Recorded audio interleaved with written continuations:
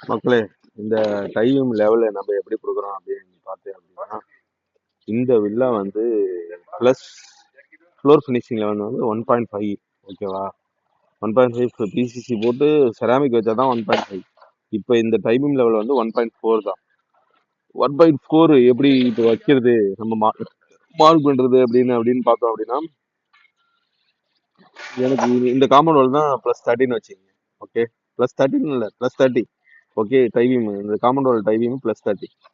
Road 0, compound wall +30. 140 - 30 எவ்வளோ வரும்? 110.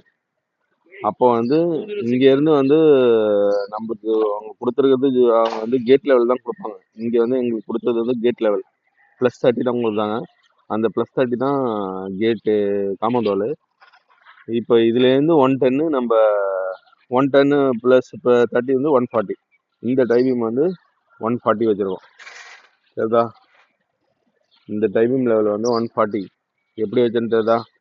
Road 0, gate level +30. நம்மளுக்கு +30 லெவல் கொடுத்தாங்க.